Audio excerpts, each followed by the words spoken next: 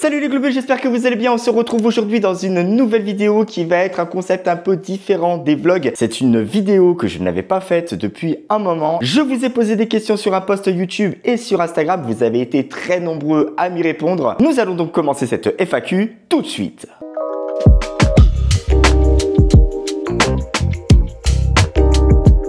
Ce qui m'a donné l'envie de faire des vidéos, il y a eu une époque de ma vie où j'ai commencé à squatter un petit peu YouTube. J'ai pu y croiser bon nombre de youtubeurs, dont une youtubeuse que vous connaissez tous puisqu'elle s'appelle Marie alias Enjoy Phoenix. Alors c'est sûr, par contre, je regardais pas ses vidéos pour ses tutos beauté, comment elle coiffait ses cheveux. De toute façon, pour moi, il n'y avait plus rien à faire. Par contre, Marie avait créé une chaîne YouTube dédiée à ses vlogs, à ses voyages. Et c'est là que j'ai commencé à prendre conscience que une personne pouvait se filmer dans ce quotidien, montrer ce qu'il faisait pendant ses journées, pendant ses voyages. Et je me suis dit, tiens, ça pourrait être un concept intéressant pour montrer à un maximum de personnes le handicap de la petite taille. J'ai donc commencé à créer des vidéos où je n'étais vraiment pas très à l'aise au tout départ. Ma première vidéo, c'était une vidéo de bienvenue. Je l'avais filmée dans ma cuisine. J'étais tendu comme un string. Et franchement, quand je revois cette vidéo, je me suis dit, ah ouais, t'étais tendu quand même, hein. Et puis par la suite, j'ai commencé à me filmer pendant les vacances. J'ai accentué le concept de vlog. Puis est arrivé d'autres concepts de vidéos, des défis, des unboxings et bien entendu celui que vous préférez tous, les 24 heures.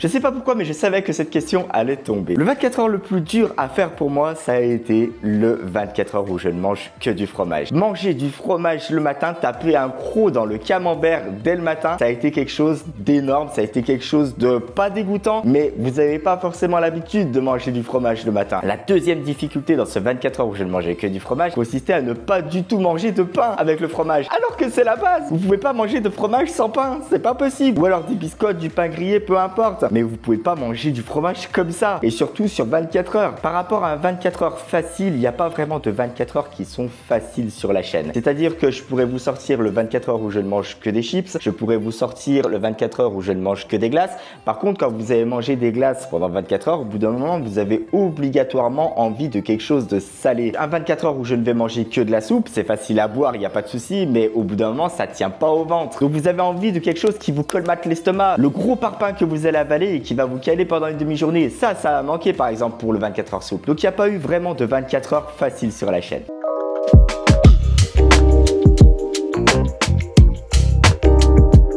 Puisqu'on parle de la chaîne YouTube, cette chaîne YouTube a été créée en 2015. Ça va faire bientôt 10 ans que je fais des vidéos sur YouTube. J'ai commencé à créer des vidéos toutes les 2 semaines parce que je n'étais pas forcément à l'aise face caméra. Je voulais vraiment être sûr des sujets que je voulais aborder sur la chaîne. Puis après, je me suis mis à faire des vidéos toutes les semaines, 2 fois par semaine, tous les 2 jours. Il y a même pendant une période où j'avais tenté le daily vlog, c'est-à-dire une vidéo par jour. Alors bien sûr, les daily vlogs, faut pas demander le même effort en post-production. C'est-à-dire qu'on va passer moins de temps sur le montage des daily vlog que sur les vidéos qui vont paraître 2 fois par semaine, une fois par semaine, une fois toutes les 2 semaines. On a moins de temps à consacrer au montage, donc c'est pas vraiment le même format de vidéo.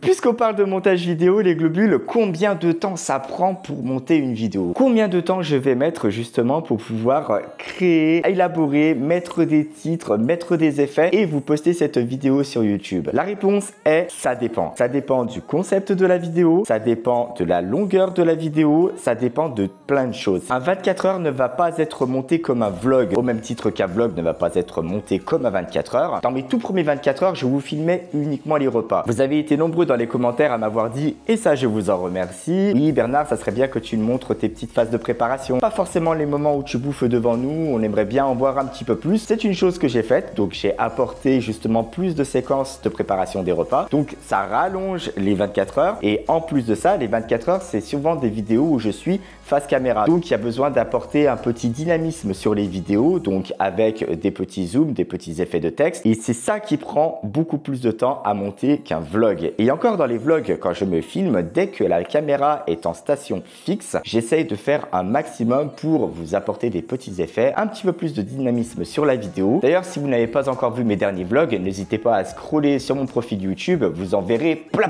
Donc pour vous répondre sur une échelle temporelle, un vlog va prendre 2 à 3 heures de montage, tandis qu'un 24 heures peut facilement prendre 12 heures, 24 heures de montage. Ça dépend aussi de la petite touche personnelle qu'on veut y apporter. Ça dépend aussi si on est tatillon, si on est perfectionniste, si on se dit tiens le raccord de cette séquence il est pas top. Il y a vraiment des fois où je passe du temps sur le montage parce que je suis soucieux de ce petit détail que j'ai envie d'apporter sur mes vidéos et c'est vrai que c'est assez chronophage.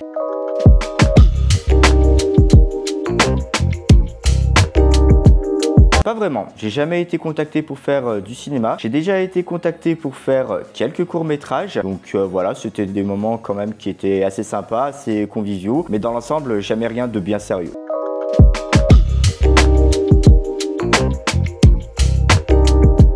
J'en ai pas une, mais j'en ai deux, dont une qui a fait l'objet d'une vidéo sur YouTube où je vous raconte comment je suis tombé dans un congélateur de grande surface. Si vous voulez plus de détails les globules, ne vous embêtez pas, vous tapez sur YouTube Globule Vlog congélateur, vous regardez la vidéo et je pense que vous allez vous marrer. La deuxième anecdote, c'est une anecdote qui s'est passée il y a pas très longtemps. Vous savez généralement que dans les grandes surfaces, il y a beaucoup de chances pour qu'il y ait des produits que je veux en hauteur. Généralement, quand il y a un produit en hauteur, et ça tombe à 90-95% des cas, il n'y a personne dans le rayon. Je suis obligé de partir à la recherche de cette âme charitable pour pouvoir m'aider. Et ce jour-là, j'ai été choqué. Je cherche une personne pour m'aider dans les rayons. Je trouve cette personne. Je vais la voir. Bonjour madame, excusez-moi de vous déranger. Est-ce qu'il serait possible que vous m'aidiez à attraper un objet en hauteur? La réponse fut sans appel. Non. Elle m'a dit non. Elle m'a dit non. J'ai tellement été choqué, j'ai dit bah au revoir, merci beaucoup, bonne journée. Je suis resté poli quand même, mais j'ai tellement été choqué que c'est les seuls mots qui sont sortis de ma bouche et il a fallu que je trouve une autre personne dans le magasin pour m'aider à attraper cet objet en hauteur. C'était incroyable. C'est la première fois qu'on me disait non pour m'attraper quelque chose dans un magasin. PS, si tu regardes cette vidéo, que tu fais 1m90, 2 mètres, je te serai reconnaissant de bien vouloir venir faire les courses avec moi. Tu m'aideras à attraper les objets en hauteur et moi tout ce qui est en bas. Nous ferons les courses mutuellement.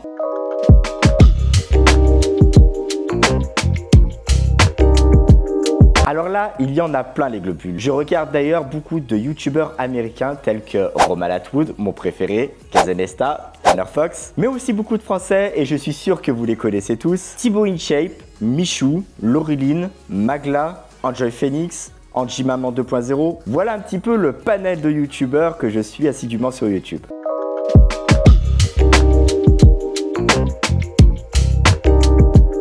J'essaye de faire du sport le plus régulièrement possible. Ça passe par du vélo, ça passe par de la musculation, ça passe aussi par de la marche à pied. Je fais très attention au niveau de la musculation. La musculation, j'en ai déjà fait pendant 1 an en salle de sport. En plus, les personnes dans cette salle de sport étaient tout simplement au top. Petite dédicace à Karim que je suis sur Instagram. Après, il s'est avéré que j'ai des problèmes de dos qui se sont accentués. Les médecins m'ont recommandé de ne plus faire de sport à la salle, de ne plus porter trop de charges lourdes. Donc du coup, je continue malgré tout la musculation avec des charges moins lourdes et à la maison. Avec des haltères, avec une barre, en faisant des pompes, en faisant des abdos, etc.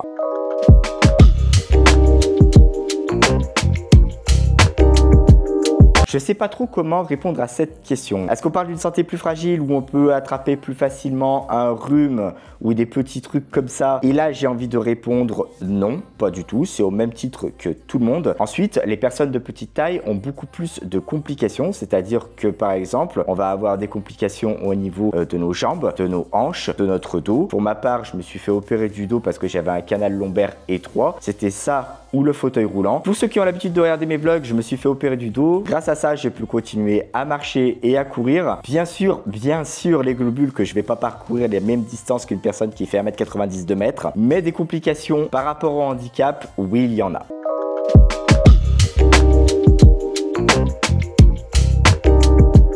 Mon plus grand rêve quand j'étais gamin, c'était de devenir bijoutier. Les choses de la vie ont fait que je n'ai pas pu exercer cette profession qui me tenait à cœur. Aujourd'hui, mon plus grand rêve, ça serait d'avoir une énorme maison avec un énorme terrain, un petit abri tout au fond du jardin pour avoir un beau tracteur pour tondre ma pelouse. Parce que oui, forcément, un grand terrain demande beaucoup d'entretien. Mais je me vois bien sur mon petit tracteur, ma petite tondeuse, là, ça va être super sympa.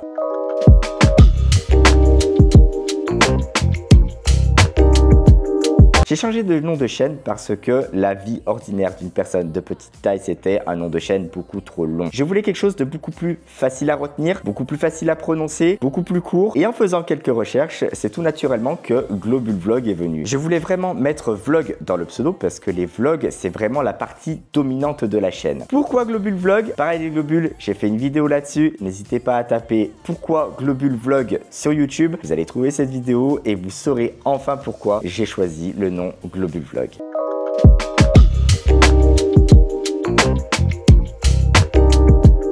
Alors, je sais pas pourquoi cette question elle est tombée. Non, je n'ai jamais été chauffeur poids lourd. J'aurais pu le devenir. J'ai connu des personnes de petite taille qui, elles, ont été chauffeurs de poids lourd. Par contre, j'ose même pas imaginer la galère pour monter dans le poids lourd. Il faut prévoir l'échelle, le mini escabeau, le marchepied, le tabouret. Bref, je pense que déjà, rien que pour monter dans le poids lourd, c'est une galère. À moins d'avoir un monte-charge complet fixé à la cabine du camion, non. J'ose même pas imaginer la gymnastique journalière pour monter et descendre.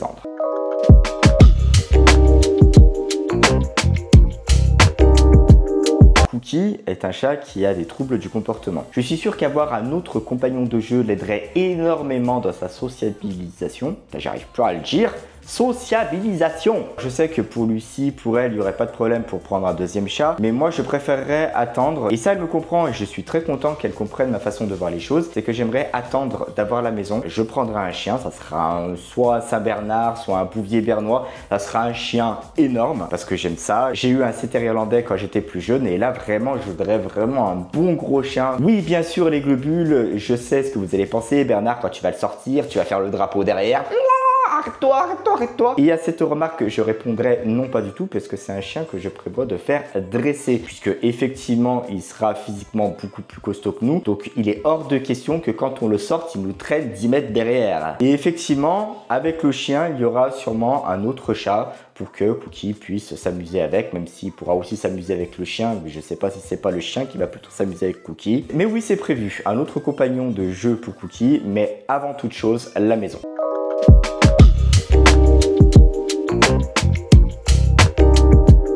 Cette question, je ne pouvais pas ne pas vous la mettre. Vous êtes très nombreux à vous poser cette question. Oui, c'est prévu. On ne sait pas encore quand. On ne se met pas la pression. On se contente de vivre au jour le jour. Et quand on se sortira prêt, oui, effectivement, on mettra en marche le projet bébé. On va me dire, oui, quand même, Bernard, fais attention, à 45 ans, faut pas avoir un enfant trop vieux. Personnellement, ça ne me dérange pas, puisque déjà, dans un premier temps, je fais beaucoup plus jeune que mon âge. C'est-à-dire que si j'ai un enfant maintenant, quand il aura 20 ans, j'en aurai que 65. C'est pas énorme. Et si j'ai la chance de faire 10 ans de moins, j'en ferai 55. Ah, on sera pas mal sur l'échelle. Oui, donc oui, le projet bébé est toujours dans nos têtes. Maintenant, quand, on sait pas. Bien les globules, merci à tous d'avoir suivi cette vidéo FAQ jusqu'au bout. En tout cas, ça m'a fait super plaisir de vous la faire, ça m'a fait super plaisir de répondre à vos questions qui ont été quand même nombreuses. Les globules, si vous n'êtes pas encore abonné à la chaîne, n'hésitez pas à cliquer ici, c'est ici qu'il faut cliquer pour être au courant de toutes les nouvelles vidéos qui vont sortir.